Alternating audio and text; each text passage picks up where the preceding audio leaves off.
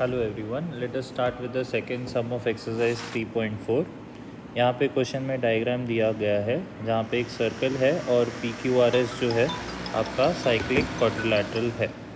Cyclic quadrilateral P Q R S दिया हुआ है, साथ साथ में ये भी दिया है कि पी क्यू जो है वो आर क्यू से कॉन्ग्रुएंट है और एंगल पी एस आर जो है वो 110 डिग्री है।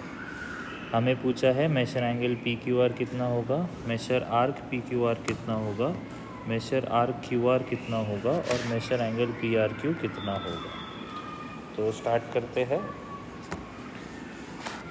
तो सबसे पहले तो हमको ये पता होना चाहिए कि साइक्लिक क्वाड्रिलैटरल के जो ऑपोजिट एंगल्स होते हैं वो सप्लीमेंट्री होते हैं। तो अगर एंगल सप्लीमेंट्री है तो इसका मतलब होता है कि उनका सम जो है वो 180 डिग्री है। तो यहाँ पे हमें पी क्यू आर ढूंढना है और उसके सामने वाला जो अपोजिट एंगल है पी एस आर ऑलरेडी पता है, तो वो दोनों का सम मिला के 180 डिग्री हो जाएगा, क्योंकि opposite angles of a cyclic quadrilateral are supplementary. तो ये एंगल और ये एंगल अपोजिट एंगल है, तो वो दोनों को ऐड करके 180 लिखा। इसमें से पी क्यू आर हमें ढूंढना है और पी एस आर हमें पहले से पता है 110।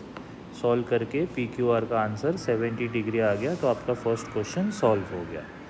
तो measure angle P Q are is done. आगे बढ़ते हैं। मेशर एंगल नेक्स्ट है measure arc P Q are निकालना है। तो अब ध्यान से देखिए, जो आर्क पी क्यू आर है वो ये पार्ट होगा आपका। तो आर्क पी क्यू आर का inscribed angle P S are होने वाला है। तो वही फॉर्मूला इंस्क्राइब्ड एंगल थ्योरम जो पिछले सम में यूज़ किया था।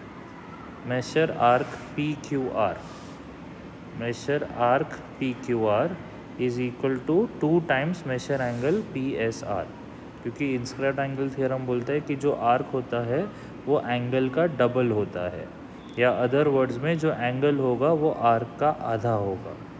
तो फिलहाल हमें आर्क ढूंढना है, तो वो एंगल का डबल होने वाला है। एंगल हमें ऑलरेडी पता है 110 डिग्री है, तो 2 इंटू 110 डिग्री, आंसर आ गया 220 डिग्री। तो measure arc P Q are हो गया 220 डिग्री। नेक्स्ट हमें मेशर आर्क क्यू आर पूछा है। अब देखिए पी क्यू आर पूरा तो हमारे पास है और उसमें पी क्यू जो कॉर्ड है और क्यू आर जो कॉर्ड है वो कॉन्ग्रुएंट दिया गया है। तो अगर कॉर्ड्स कॉन्ग्रुएंट होता है ना, तो उसके साथ जो आर्क बनता है वो भी कॉन्ग्रुएंट होता है। तो पी क्यू कॉर्ड का आर्क कौन होगा? Arc P Q. और क्यू आर कॉर्ड का आर्क कौन होगा? Arc Q R. तो पी क्यू और क्यू आर कॉर्ड तो कॉन्ग्रुएंट है ही, बट साथ साथ में आर्क भी कॉन्ग्रुएंट हो गए।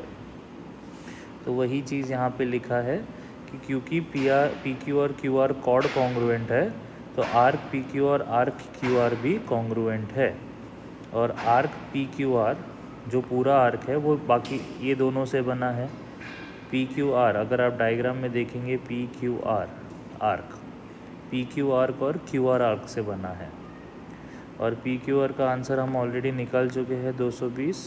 और पी क्यू और क्यू आर दोनों इक्वल है, तो पी क्यू के जगह पे मैंने क्यू आर लिख दिया, इसको एज इट इज़ कॉपी किया। तो ये 2 टाइम्स हो जाएगा और 2 वहाँ पे जाके डिवाइड करेंगे, तो measure arc Q R 110 degree है, तो ऑब्वियसली पी क्यू भी 110 डिग्री ही होगा। और लास्ट पार्ट के लिए measure angle P R Q ढूंढना है, जो कि इंस्क्राइब्ड एंगल है आर्क पी क्यू का। तो measure angle P R Q हो जाएगा half of measure arc P Q, half into 110, तो आंसर आ गया 55 degree. So that's it for this.